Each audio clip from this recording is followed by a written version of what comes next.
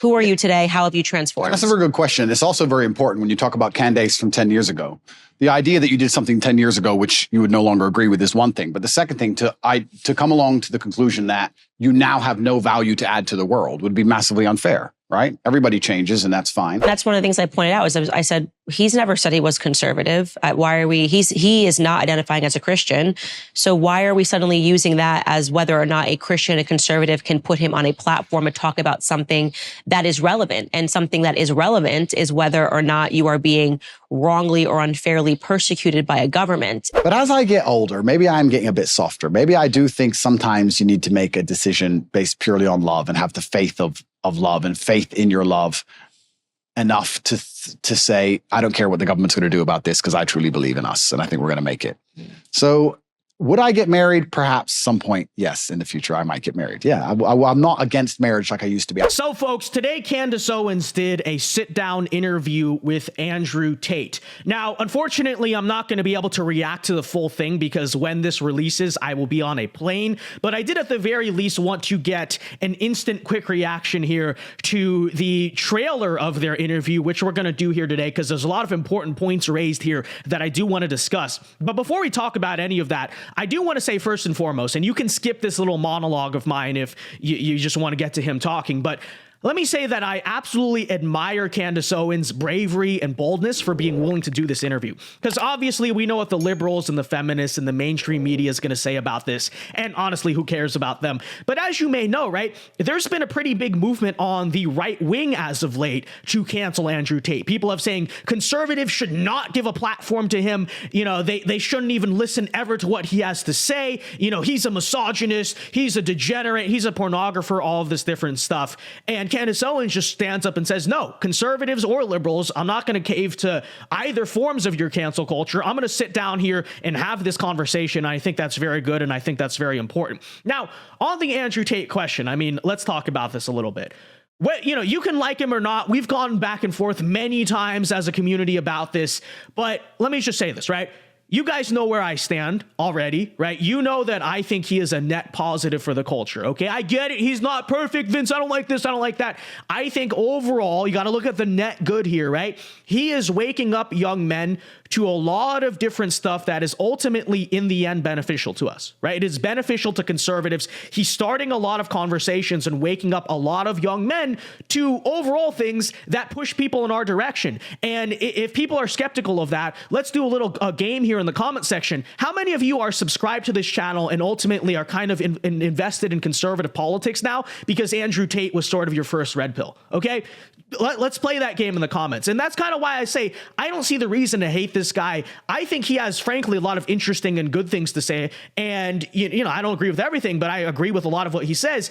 And overall, I think, like I said, he's opening a gateway for us to reach a demographic that we obviously struggle with and fail to reach, which is your disaffected young men. But I will say, right, if you don't like Andrew Tate personally, that's fine. I'm not here, you know, putting a gun to your head, forcing you to like him. But the reason why I respect Candace Owens for doing this, which a lot of conservatives are going to hate on her for, is because I think, like him or not, it is ultimately important for our movement to understand why he has the influence that he does, right? Why is he so popular with the disaffected young men of society? Like, what if you're a conservative? You at least should, if you don't have to like the guy, but you should at least try to understand why that is, right? And I think it's important to understand why are young men so disaffected. And frankly, what I've seen the past few weeks from the conservative movement, some of you guys, not all you guys, but some people, is that you don't really care, right? You don't care to ask, why are young men struggling? You don't care to ask, what problems are they going through and how can you fix it? All I've been seeing them do is attack and shame and ridicule the disaffected young men of society. And, you know, meanwhile, on the other side, I see our conservative movement fully embracing internalized feminism. And, you know, we constantly appeal to all this stuff like the LGBT and whatnot and say, look, we're for the LGB, but not the T. And so we do all this pandering to all these other sides of people. But when it comes to, I don't know, straight young men, suddenly it's a problem that someone, be it you may agree with him or not, is speaking to them. Like I said, I think it's at least important to understand, even if you don't like the guy, to understand why he's popular, understand his message. And my opinion, of course, is that, I honestly don't hate the guy. And I think we should make an outreach to his followers and kind of build upon his message and kind of take the red pill in terms of masculinity that they've sort of taken and push that hopefully into politics and ultimately into faith. But, whatever, people are always going to disagree. Anyways, let's get into this, because in this interview, Candace Owens actually asked some good questions regarding a lot of the conservative criticisms that he's been taking, right? Which is, are you a degenerate? Are you a pornographer? What about this past video of yours? So check out this trailer here and we'll talk about it. Andrew Tate. Long time. I know, it's been a very long time. I'm about to get started, Candace. Good, get started. There was an old video that surfaced of you spanking a woman with a belt. I want you to explain to them what that was. I don't often tell people this, and I think it's the first interview I've mentioned it in. I have to be very careful how I answer this question because I'm currently under an investigation. You're going to sit here and talk about what I did for money. I literally hurt people for money. I'm a little bit embarrassed about it, to be honest with you. I was talking about things in a way that I wouldn't talk about them anymore. I'm glad to hear that you're not proud of the video. Pornography as a whole is simply just, I think, a tool which is used to ensure that the male populace stays as docile as possible. Pornography is everywhere, and men are struggling with it.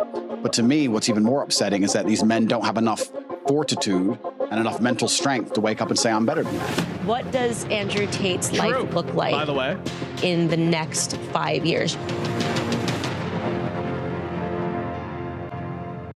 So there's the little trailer, right? And there's a lot of important points that were raised there. And I want all the people who, always give me a hard time for reacting to Andrew Tate or just simply agreeing with some of the things he says. I want you to sort of pay attention to this because, I've heard from a lot of conservatives as of late that Andrew Tate, right? These are some of the criticisms I hear. Andrew Tate advocates for pornography, right? Now, it is true. Years ago, 6 years ago is when he retired from it. He used to be involved, right, in that industry. And obviously that's wrong. And obviously, he's going to have to answer to God for that one day, obviously. But first of all, that was 6 years ago, right? People do change. People have genuine changes of heart. But for me, more importantly, if I were to be honest with you, right, I know people always fixate on his past life or this or that. I really care about the message he's spreading to millions of people. Because understand that, right? He has a base of millions of young men who follow him. Frankly, he has a much larger audience than a lot of these conservative commentators do, right?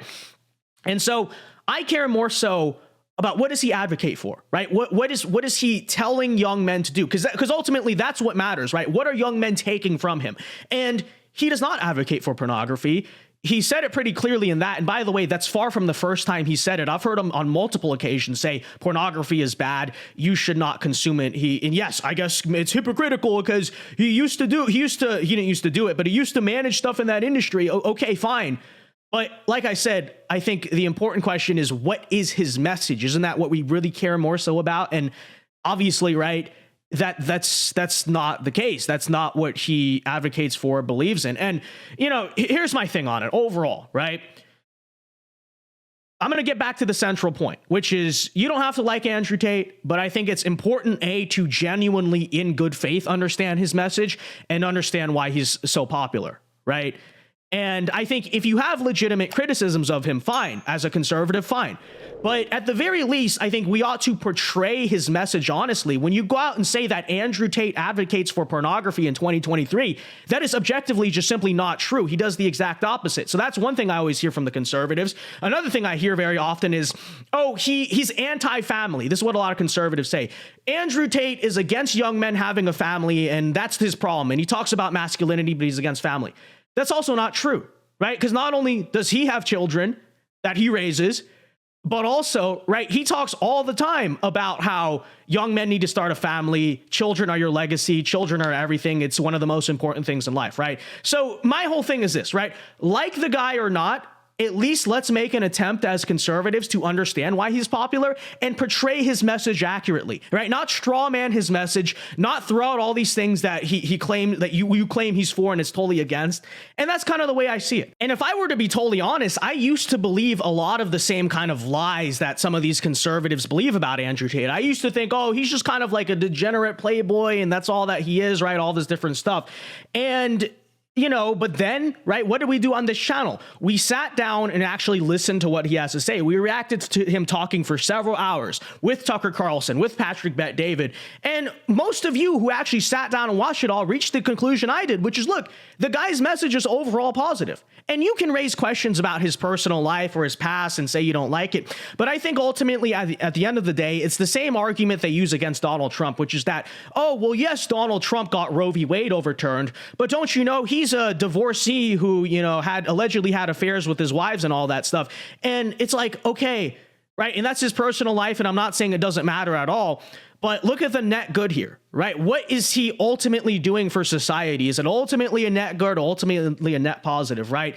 That's kind of the way I see this stuff, okay? And I think when you genuinely sit down and listen, especially in 2023, because I think he's refined his message, he's certainly cleaned it up a lot. I think he's probably had a genuine change of heart too. A lot of stuff has changed in his life. We listen to him talk to Patrick Bet-David and Tucker Carlson, and look, most of it is positive. Most of it I agree with. So what do you conservative haters want me to do about that? Do you want me to sit down and listen to genuinely good advice that I agree with and say, but that's bad because it's Andrew Tate? Or should I just say, well, Andrew Tate or not, I agree with it, right? But look, ultimately, some of us are just never going to agree on this stuff, okay? We always go back and forth all the time. And, to be fair, I'm a young man. So I'm kind of the target demographic of him. And so maybe I have a different perspective about this stuff than a lot of women do, a lot of older folks do. Okay, I get it. So look, if we're not on the same wavelength here, okay, it's fine. You can go get angry at me and unsubscribe. Genuinely, I don't have an issue.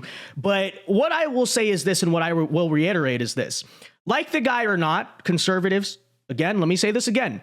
It is important to at least understand why he is popular. And he is popular precisely because a lot of young men out there are disaffected with the world, okay? So if you don't like that, if you don't like Andrew Tate, and let's be fair, right? Andrew Tate partially exists because a lot of what is supposed to exist for young men, fathers, communities, churches, all these things have collapsed. And so here he comes along and is the father figure to a lot of young men that, people never had, right? Let me say this, though.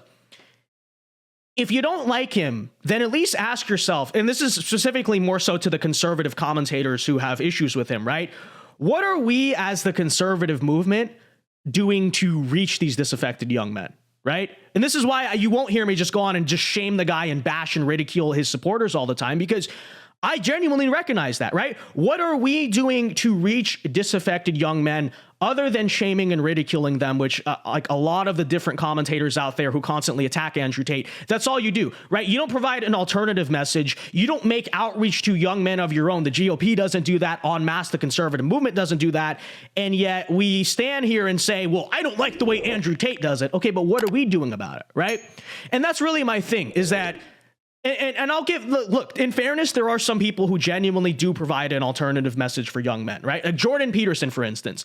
Jordan Peterson, in my eyes, I kind of wish the two got along. I wish the two would sit down and have a conversation because I think that'd be productive. But ultimately, at least Jordan Peterson can stand there and say, well, I am also trying to help young men. I'm also trying to reach the disaffected populace of society. But what are a lot of these conservative commentators doing as an alternative? They're doing absolutely nothing, right? But they all they do is attack young men. They outcast young men. Young men ultimately, at the end of the day, feel disaffected with mainstream liberalism and mainstream conservatism, but they get really mad that people follow Andrew Tate, right? So this is my point, is that young men have been pushed out of everything. And frankly, when you really think about it, everything in society is feminized. So maybe that's partly why it's such a culture shock when someone like Andrew Tate arises out of nowhere, right? Because everything in our society is feminized. It's designed basically for women. And that's a big reason, right, why young men are disaffected. And before you say, but Vince, we have conservatism. Conservatism's not feminized, so why don't they listen to us and not Andrew Tate? But conservatism is feminized, right? Think about, and let me give you an example of how feminized conservatism is. Let's talk about the alphabet stuff and the transformer issues and all that, right?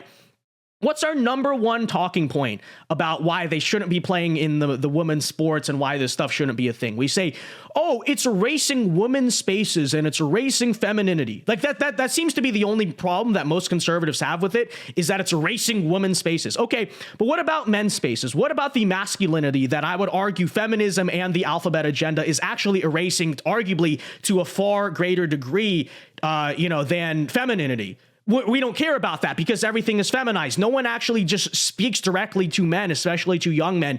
And then we wonder why young men feel disaffected. And then people will say, oh, but Vince, we need the church. Well, I agree. The church should be doing Andrew Tate's job, and it should have been doing what, Andrew Tate's been doing, for generations now. But even think about the church. Even the church is feminized, I would say, because, and I'll give you an example of this. Think about who your average youth pastor is. Okay, think about your average youth pastor. What's the image that comes to your mind? They dress like a metrosexual. They're very effeminate. And then very often, what's their messaging, right? It's, you need the gospel because it's going to fill the hole in your heart, right? I'm not saying that's inherently wrong, but understand in many ways it is feminized. It is something that appeals more so to women than it does appeal to men, right? How often will you hear a youth pastor talk about masculine concepts like strength and honor and duty and responsibility and all of that, right? Very rarely. So this is exactly my point. Is that the reason why Andrew Tate is popular, and I feel like we need to understand this if you don't like him especially, the reason why Andrew Tate is popular is because he appeals to a disaffected branch of young men in society, right? Who, by the way, are natural conservatives and should be naturally on our side. So my whole thing is this, like him or not, we need to understand why he's popular. And I don't think it is productive, frankly, to just paint this guy as like the worst person to ever exist and to constantly ridicule and shame and attack his followers. I think we should be making an outreach to his followers. I think that, frankly, his followers, you want to talk about reaching Gen Z and future Trump voters and all that stuff. He has more pull with Gen Z than any of the conservative attempts to do so. But what do? I don't know. We cannibalize, we just attack, we ridicule, we shame. I don't get it. I'm not really here for it. So I don't know. That's the way I feel about it. Anyways, long story short, like I said, you can disagree, but I did kind of, at the very least, want to address some of the conservative discourse that's been happening as of late over the Andrew Tate stuff. Agree or not, I fully encourage all of you to at least watch the interview, hear what he has to say in good faith. Don't form your opinion on him based on a few cut up clips that liberal media brings up, because I don't think that's very conservative. And that's all I'll say. Because I'm frankly kind of tired of having the same back and forth over and over again. I think he's a net positive. You can think he's a net negative. Ultimately, I think it's just important to understand him and understand, well, he's kind of filling a gap, right? That we as the conservatives and the Christians kind of failed in. And so if you don't like him, then we need to do better, right? That's kind of my point on it. But anyways, let me know what you think in the comment section below. If you did watch the interview, let me know what you thought. Be sure to leave a like and subscribe before you go. And until next time, folks, Alpha Moves only. Have a very good day. God bless and peace.